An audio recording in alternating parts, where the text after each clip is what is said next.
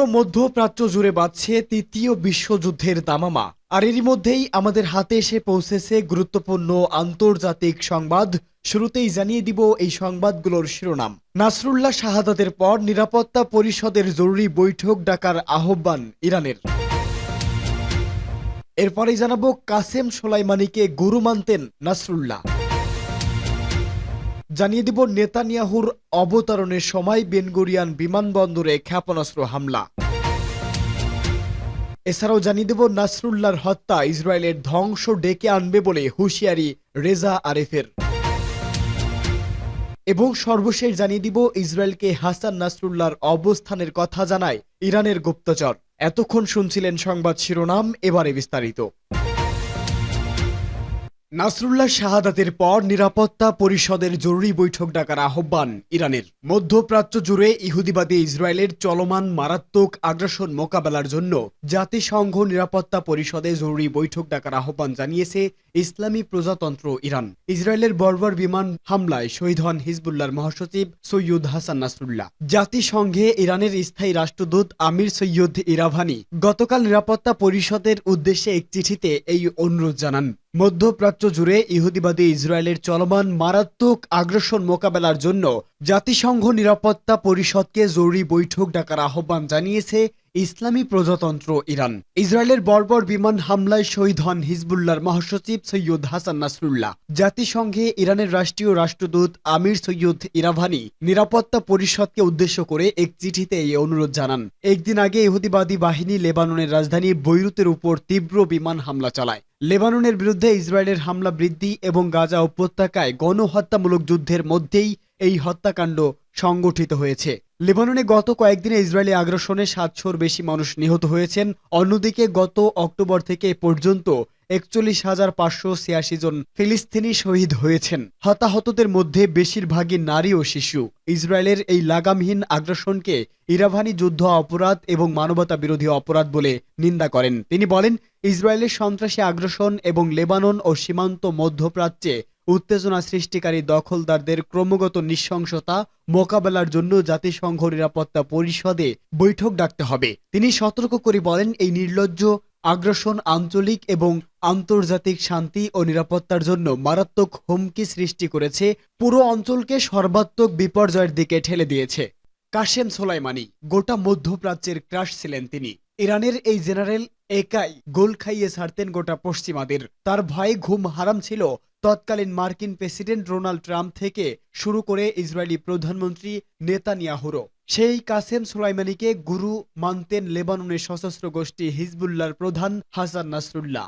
একটি ছবিই বলে দেয় সোলাইমানির কতটা ভক্ত ছিলেন হাসান নাসরুল্লাহ। ২০২০ সালে কাসেম সোলাইমানিকে হত্যা করে মার্কিন বাহিনী। এরপর থেকে নিজের পাশে সবসময় তার ছবি টাঙিয়ে রাখতেন হিজবুল্লাহ প্রধান। যেন ওই গুরুর আদর্শ মেনেই মুসলিমদের উপর নির্যাতন চালানো ইসরায়েলকে শেষ করে দিতে চেয়েছিলেন লেবাননের সশস্ত্র গোষ্ঠীর নেতা। তাই তো ইসরায়েল মুসলিম কোনো দেশের উপর নিপীড়ন চালালে সবার আগে ঝাঁপিয়ে পড়তেন হাসান নাসরুল্লাহ ও তার বাহিনী। মাত্র ৩২ বছর বয়সে ১৯৯২ সালে হিজবুল্লাহর প্রধান হন হাসান নাসরুল্লাহ। এর আগে ওই বছর গোষ্ঠীটির সাবেক প্রধান নেতা আব্বাস আল মুসাইও ইসরায়েলি হেলিকপ্টার হামলায় প্রাণ হারান। হিজবুল্লাহর প্রধানের দায়িত্ব নেওয়ার পর মুসাবি হত্যার প্রতিশোধ নেওয়া ছিল হাসান নাসরুল্লাহর প্রথম কাজ। সেই অনুযায়ী ইসরায়েলের উত্তরাঞ্চলে রকেট হামলার নির্দেশ দেন তিনি। ১৯৬০ সালে লেবাননের রাজধানী বৈরুতে জন্ম হয় হাসান নাসরুল্লাহর। বেড়ে উঠেছেন বৈরুতের পূর্বাঞ্চলীয় উপকণ্ঠের ব্রুজ।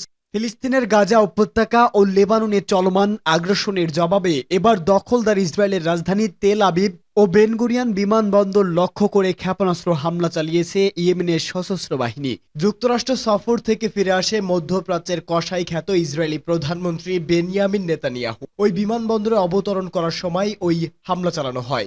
ইয়েমেনের সশস্ত্র বাহিনী এক বিবৃতিতে জানিয়েছে, বেনগুরিয়ানে হামলা চালাতে ফিলিস্তিনি 2 ক্ষেপণাস্ত্র ব্যবহার করা হয়। ইয়েমেনি বাহিনীর মুখপাত্র ইয়াহিয়া সারি এক টেলিভিশন ভাষণে বলেছেন, তারা ইসরায়েল বিরোধী সামরিক অভিযানের মাত্রা বাড়াতে কোনো দ্বিধা করবে না। ফিলিস্তিনি জনগণের প্রতি সংহতি প্রদর্শন এবং গাজা ও লেবাননে দখলদার ইসরায়েলের চলমান অপরাধ যজ্ঞের জবাবে এই ক্ষেপণাস্ত্র হামলা চালানো হয়েছে বলেও জানান। সামাজিক মাধ্যমে ছড়িয়ে পড়া একটি ভিডিও ক্লিপে দেখা গেছে এদিন ক্ষেপণাস্ত্রটি ইসরায়েলি আকাশসীমায় প্রবেশের পরপরই বেন গুরিয়ন বিমানবন্দরের ভেতরে সাইরেন বেজে ওঠে। তবে বিমানবন্দরে আঘাত হানার আগেই ক্ষেপণাস্ত্রটিকে আকাশ প্রতিরক্ষা ব্যবস্থা ব্যবহার করে বিধ্বস্ত করা হয় বলে দাবি করেছে ইসরায়েল।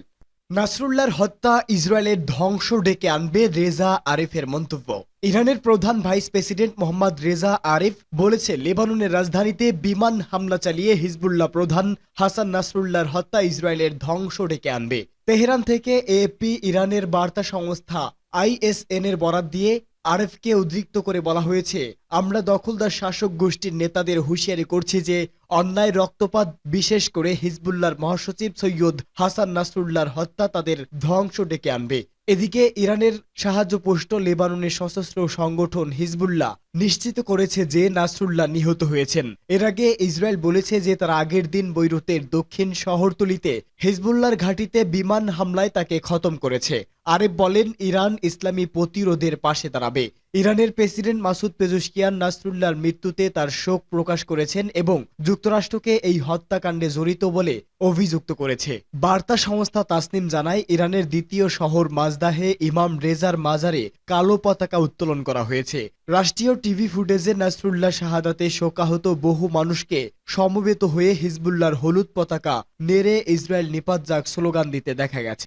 হিজবুল্লাহ নেতা সৈয়দ হাসান নাসরুল্লাহ লেবাননের বৈরুতে বিমান হামলায় নিহত হওয়ার কয়েক ঘন্টা আগে ইরানের একজন গুপ্তচর ইসরায়েলি কর্তৃপক্ষকে তার অবস্থান সম্পর্কে জানিয়েছিল বলে প্রতিবেদন প্রকাশ হয়েছে। ফরাসি সংবাদপত্র লে প্যারিসিয়ন এর বরাত দিয়ে এক প্রতিবেদনে এই খবর জানিয়েছে সংবাদ মাধ্যম এনডিটিভি।